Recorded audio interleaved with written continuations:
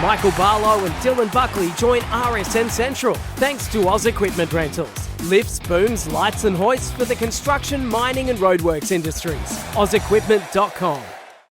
Mick Barlow, hello to you, and Dylan Buckley. Hey Gareth, good to be here. Dylan has got a scarf on today. He has. Yep. It's a bit chilly. Not really. Yeah, was a statement. You spent a little bit of time once again in Tassie. Tassie is...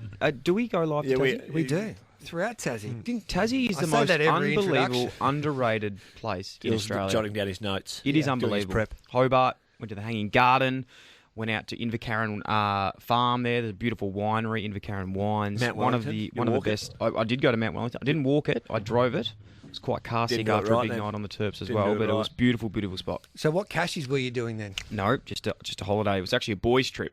Okay. And went with a few of my mates. And it was a bit weird when we rocked up to this 2-bedroom apartment in a winery region. It just didn't really fit the vibe. theme, No. the vibe, but it was beautiful. Now, Charles Oliveira, do you know who he is, Dylan? Yes. Is he the UFC guy? Correct. Yes. He competed against Tim Tetrick today, who is the GOAT nearly of harness racing up in North America. And Charles Oliveira is one of the biggest names in the belt. UFC. Yep. And this is what happened in this match race there at the Yonkers Paceway just moments ago. At the top of the stretch, who do you like? Charles Oliveira and Tim Tetrick square off here in the 1 mile match race. And on the outside, it's Tim Tetrick battling back at the inside is Charles Oliveira. This is going to get close. Charles Oliveira, the UFC lightweight champion, is digging in and holding on. That's quite astonishing, really, because Charles Oliveira defeated Tim Tetrick, and Tim Tetrick's one of the very best in the business. Now, they were betting on that race. ESPN showed it live, and so did the NBC network in the States. So he is a man of many skills. Will there be a Tim Tetrick versus Oliveira cage match? Correct. Is that coming up? No, I don't think so, because I think Tim has had a couple of hip replacements because he's been driving a lot of horses, and he would get belted up by Charles. And Charles says that he loves harness racing more than fighting, and he just does the fighting to pay for his horses. That must be one of the most interesting crossovers I've ever seen. I've never seen anything really like it. Unbelievable. Would you do that if we taught you how to drive a horse?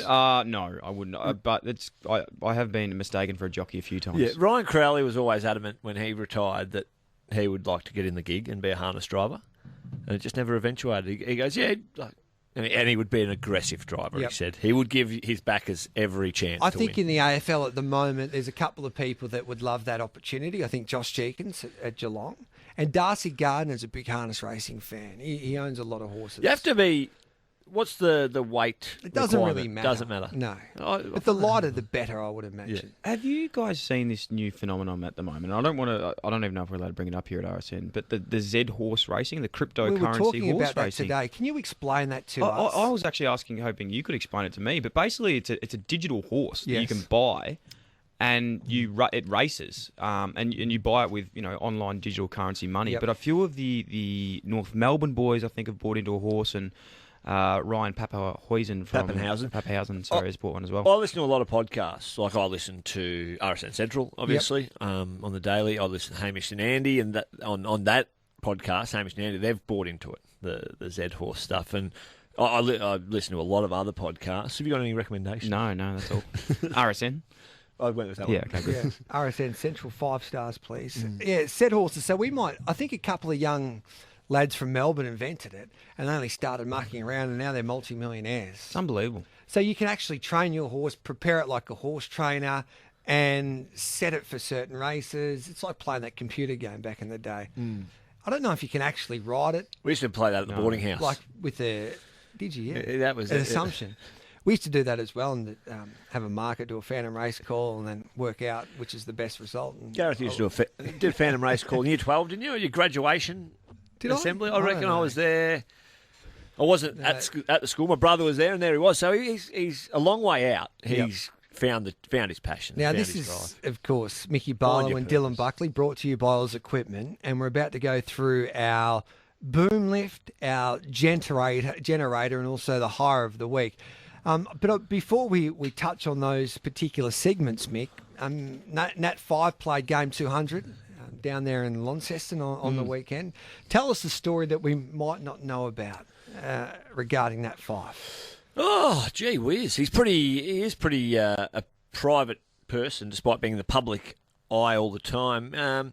Went to his hometown of Lake Grace way back when. I think it was 2014. And his parents are, incredibly humble and down-to-earth people, and they whip him straight back into shape in terms of, he'll get back and for a few days R&R, and he'll be on the truck the next day at 6 a.m, working, and get the packed lunch, and out you go and do the 12-hour day in the truck. And so he's no stranger to hard work. His dad, David Fife, so Lake Grace, tiny town in Western Australia, is very well renowned for taking any visitors that goes and visits the house and visits the area on a tour of Lake Grace. That's great. How long do you reckon the tour would take, Dylan? Nathan. It's the first time I've been called Nathan. I would say... Around Lake Grace, tiny town. An hour. An hour. Yeah, well, you're about right. So it shouldn't take about an hour because it's like 3 streets. Yeah. But Dave Fife, you get in the car with him. My mum and dad went up and visited as well, and Dad said he jumps in, he's ready for this tour of Lake Grace. He says, this is probably only going to fill in 3 minutes of the day. But Dave jumps in the car, and they idle around town. So it's like great. Below walking pace. You're idling in this ute around town. Dave Fife's pointing out, that's where the Mortons live. Over there's the footy oval. And this is where the school, and Nathan went to school in Sheridan. And That's so he good. might be an interesting interview for your podcast. He might. Cale Morton. Yes, he's doing some very good things at the moment. Number 3 draft pick. He thought he would be the biggest name ever to come out of Lake Grace. He did, yeah. And then there was Mitch. Liam Baker, he's won a couple of premierships. Okay, he's from Lake Grace. Cale Morton, I always remember him for a game against Port Adelaide. Do you remember the vision? We all remember that, yeah. Yeah, playing against Port Adelaide. It was probably 2009. He was probably 70 kilos wringing wet. Yep. But playing for Melbourne are not much good. Ball goes out the wing, and he just had a little physical altercation. I think it was with Brendan Lade. Yeah. Brendan Lade on the wing. And he started the physical altercation and really quickly thought, I better get out of this physical altercation. I'm going to come off. to his defence here. I've heard from good authority, I think the camera angles did some terrible things for him, because what's happened is the ball's been kicked over his head. He started the fight, gone, I better get back involved, ran for the ball. So I hope that's the truth. That's a really I'm going to rewatch it. handy start to our topic of conversation today. With Lake Grace producing so many athletes from that small community, which has been the best pound-for-pound country town around this country that's produced sports stars? Can we go areas as well? Because I'd have to say Gippsland, from the top of my head. Gippsland has had some... Is that a bit... That's a bit big, isn't it? Yeah, I think we go towns like Cobden, for instance, in the western part of Victoria. Sam Walsh. Yes. And also, they've got a couple others that are stars. I just forgot his name. You'd have to say Druin's quite good. Superstar from the Essendon Football Club. They just signed him. No, not Parrish. Merritt. He's from Cobden. Yeah, they're going very well. Speaking of Traralgon, recently they had there was the unfortunate events of the flooding and the storms there a while ago, and their footy ground went underwater and a lot of damage. And they just raised a lot of money to get that club back up and about. So I was meant to mention that a few weeks ago on the program, but Gareth went away. Remember, he was sick. Yes. So big shout out to the Traralgon Footy Netball Club, who are up and going again after some recent misfortunes. No home games for the rest of the year. All right then, 0416 90 50 52. Good luck to... It's a wonderful community too in Traralgon. Let us know the country town that has excelled by producing athletes. Now, generator hire and boom of the week, thanks to Woz Equipment. We might start with you, Dylan. Yep. I'm going to go boom lift this week. Big news for the NBL in Australia. Yep. Dellavedova has signed with Melbourne United, which is huge. It's massive. I think the basketball's really picked up this year and the last few years as well. So it's awesome to see that signing. And Mick, you've just made aware as well that if he does get another contract in the US, would it be back and forward, or would he just sign over there? How does that work? I have no idea. Mikey Balasaris is our man on the ground. You have a get-out clause, so you're allowed to go and sign with the NBA. I guess if they waive you or they drop you, then you can come back to Melbourne United. Is he signed with the Cavaliers at the moment? I think he's still... No, he's unsigned. Okay, so if he... Yep. And Mikey, what sort of money would that be offering at the moment, Australian basketball, for someone like that to come back and play? In the NBL? Yeah. That is a good question. I don't know the answer It'd to be that. interesting, wouldn't it, to know? Oh, it'd have to be quite a large sum to get him It'd back be here. close to $1 million. Yeah. I think Bryce Cotton's on around $800,000, and he's the best player in the competition. So Wildcats. yeah, he'd be around that mark, I would imagine. And the jack jumpers there at Tassie side, RSN Central's probably only adopted the jack jumpers, and I think they just missed out on Matthew, which is a little bit heartbreaking. He should have come to Hobart with me. He should have. Yeah, maybe you can be the ambassador for the jack jumpers. Happy to because be. You love Tassie to Happy get to be. athletes to go to Tasmania to live. Yeah, Watch this space. I'll stick with the same thing. Australian basketball. I know it's topical this time of year. This time every 4 years or 5, as is the case this time with Olympics coming and the euphoria around the potential to go to a gold medal match or definitely, hopefully, medal. So I'm going to jump on board and really highlight the lift in Australian basketball at the moment, even in terms of our coaches are getting poached by American and the NBA. Trevor Gleeson has been poached over there to go to the Toronto Raptors in some capacity. And the Boomers defeated America yesterday. Well, the Team USA lost to Nigeria as well, I Yes. think. So I don't know if they're in. Well, there. they're Are in they playing Vegas. there? Okay, They're in so- Vegas, and it's Mickey Mouse stuff at the Okay. moment. Kevin Durant, Yep. I'm hearing rumours and circulating videos that he was on the slots for 8 hours pre-game. So the preparation, you'd say, isn't at a premium at the moment. Not at a premium. I don't think it'll probably change too much, but I think I would like to think the Dream Team, when push comes to shove, they just get to work. They'll flick it. They'll flick the switch. Yeah. They lost to Nigeria, Yeah. and I don't think they're going to do that again. Yeah, that's The fair. good old days, leaving the nightclub and then turning up to train. Gareth Right. did that on, what was it? Played for Ardmona on Saturday. Yes. And he was seen at the Emerald, Mikey, at midnight on Friday night. Late call up for the Ardmona Cats. I'll never play football again. Now, were you meant to be playing a game? I was meant to be playing a game. The COVID obviously got in the way of that, but I haven't had the call up back Okay. since, so I wasn't sure if that was still going ahead. I'll have to get my people to talk to their people. Yep. My boom lift is you, Mick. I think you need to lift a little bit. The Werribee Football Club. Now, you've done a really good job. Now, Ben Crowe probably needs to have a chat to you with not your what you're saying, yeah. with your attitude today. I think that you should look yourself in the mirror and be really proud of your actions. Don't get down. Thanks. No, I shook hands with the man in the mirror a long time ago. Don't worry Yeah. about that. Yeah. I'm comfortable and ready to rock and roll. We're 4-4, and a good run of games coming up now. We haven't had any continuity, so now it's been a tough season, a tough 18 months, I suppose, in the semi-professional realms around Victoria. So we've got a good chunk of games now, bit of continuity. Boys are looking forward to it, and away we go. It's all about momentum, Mick. There's plenty of footy left. Make your own momentum, make your own luck, all that stuff. we love it. Ross Lyon. Yeah. What happened to my hire is this week is it's an interesting one because I was thinking there was a couple of people that I wanted to hire, but Oliveira is my hire because I think Harness Racing should hire him straight away. He can transcend the sport. He would put bums on seats. He It's would, pretty wouldn't he? impressive that that's even happened, to be honest. There was a He's my similar height. match race. I've been asked off the text from Dave from Essendon off the test. Similar match race in Australia. Corey Homicide Williams jumped in the bike. Oh, he did recently. that day. Yeah, that was at Yarra Valley for a Harness Racing promotion day. I think they were promoting their country cups. And Homicide Williams, I don't think he knew what the trots were, but he fell in love with it after that. And he was driving in a race alongside another driver, of course, and he won. And the problem is he talked all the way throughout the race and he never stopped talking. So the race caller got confused, Dan Malecki, the great Dan Malecki, wondering when will this race start because Homicide continued to talk and the driver couldn't even get a word in. And the poor horse didn't know whether he was racing or not.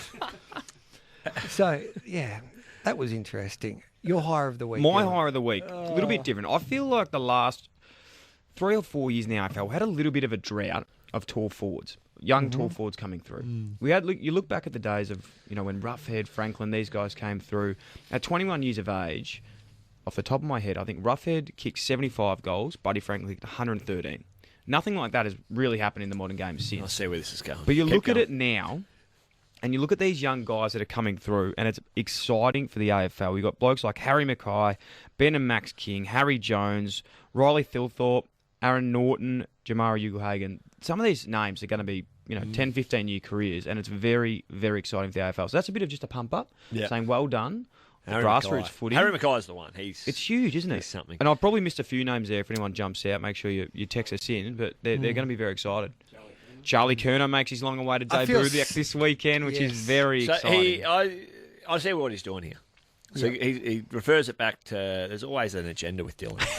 And I'm like, who's on the podcast this week? And he's talking tall forwards, and he's like, back in the glory days of Jared Roughhead. Who's on the podcast this week? Jared Roughhead. Who was on last week?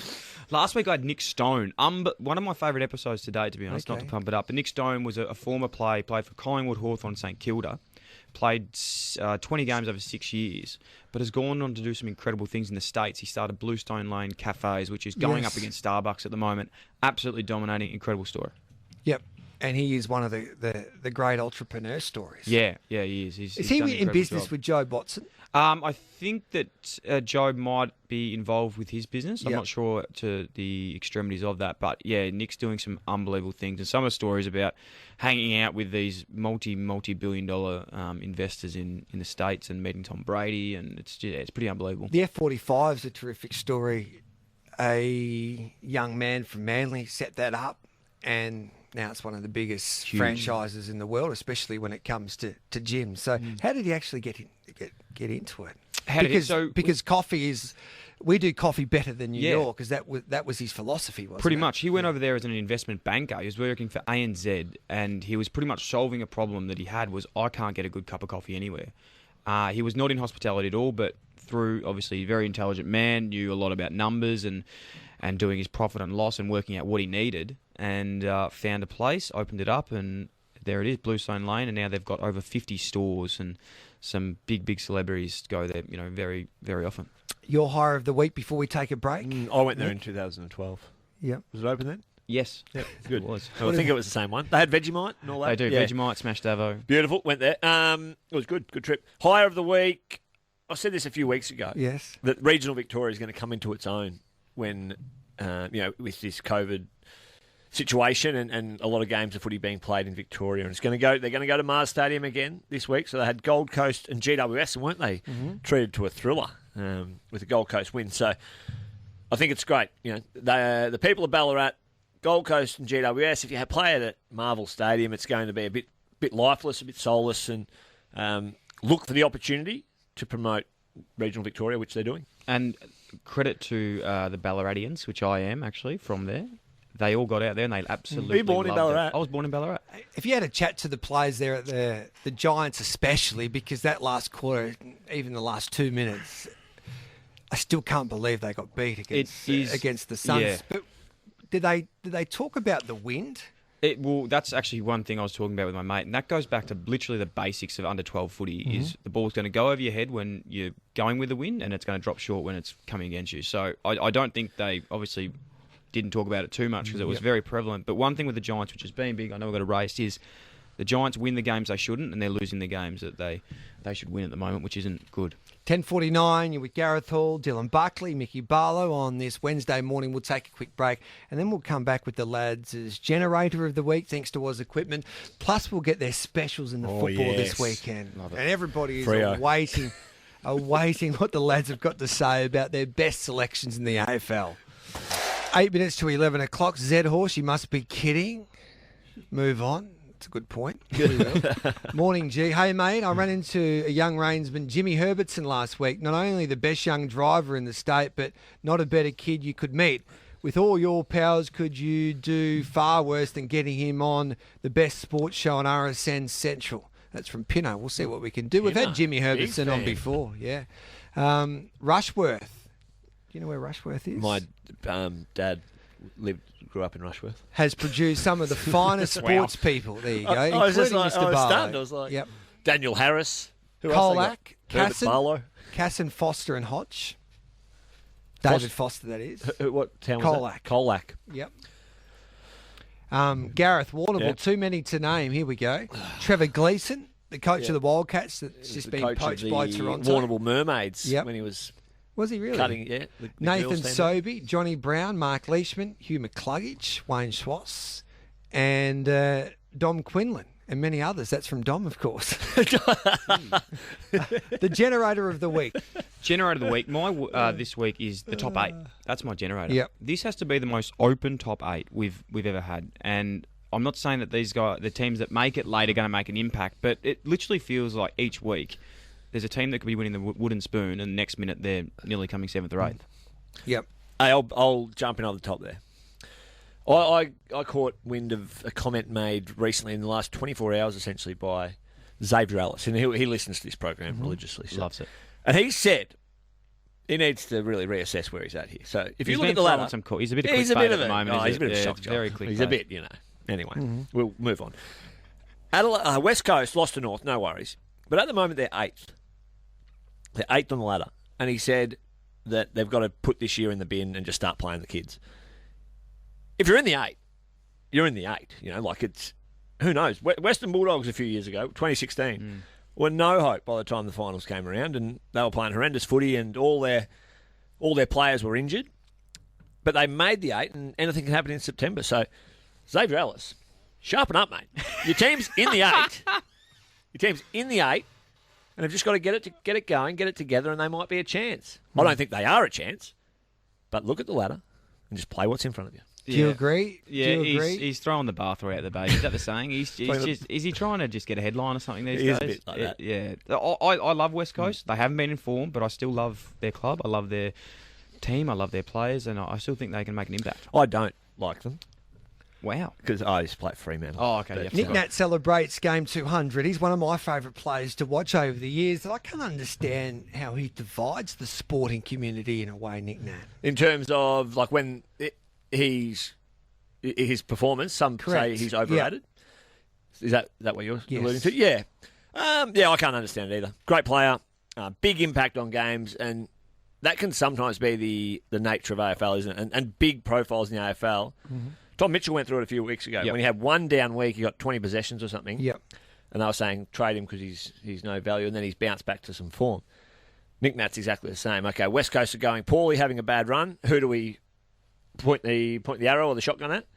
The big wigs, and Nick Nat is certainly that. He's one that this week, under a bit of pressure, and could just win the game off his own boot. My generator of the week is Richmond and West Coast, because they have generated the season in a way that all of a sudden 3 or 4 weeks ago we thought the top 8 was a lock, that no side could come in or no sides will go out. But now we're talking, and it's hard to really fathom after their season in the early part of the season and even midway through the season, that St Kilda can make the 8, Fremantle can make the 8, and good on Fremantle. I had a few people on social media say, you're being a little bit too harsh on the Dockers, Gareth. I was just disappointed in them not defeating Carlton that day at the MCG. It's a missed opportunity because they win that, and they're one. I look at their draw. Their draws it's neither easy nor hard. Like they've got some games there that if they're genuine top 8, a genuine top 8 side, they'll make it from here. I tell you what, sports is travelling beautifully at the moment. Rugby league. I love State of Origin,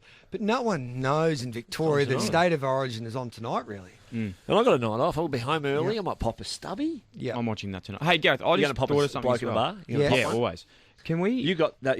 A few weeks ago you said you're going to bring in some bloke in the bars for us. They are coming. They're When? coming. When? Next Okay. week. You've had my word, bloke in a all bar. right, then, deal. We're running out of time. Last thing I want to say, Kangaroos aren't getting enough credit at the moment. That win over West Coast, obviously disappointing from them, but how good were the Kangas? And the young players there is some real future at that club now. I think the fans would be excited. We'll leave it there. They're across the road All right, too. then, Mikey, get the camera out just quickly. We're going to do Dylan's AFL tipping competition. Okay. Yes or no? You ready? Yes. No, you got to give the team who you think will win. Basically, You've not got to yes or give me no. the two teams first. Fremantle, Geelong, Geelong. Richmond, Brisbane, Richmond. GWS, Sydney, Giants. Suns, Dogs, Dogs. Melbourne, Hawthorn, Melbourne. St Kilda, Port Adelaide, St Kilda. North Essendon. Oh, this is a good game. Game of the week. One answer, please. Essendon. Collingwood, Carlton, Collingwood. Adelaide, West Coast. Adelaide. Ah, beautifully done. Love your work, lads. Wow. We'll That catch was- up that with was you next nervous. week. Thanks, Monkey. You were superb there, Dylan. Thank you. That was good. He was Um, under pressure. And Mick, good luck this week. Who have you got? Port Melbourne, 2:00. I might go and watch that Hey, game big Saturday game. afternoon. Saturday afternoon, football. Come down, get out in the quarter time huddle. Yes. We might film that, then deliver that for our I'll hold the- listeners do you here need on a runner? RSN Central. Yeah. Do you need a runner that turns up? Good on you, Dylan. Good on you, Mick. Beep. 10:58. Time for a quick break. On the other side of it's the Form Express.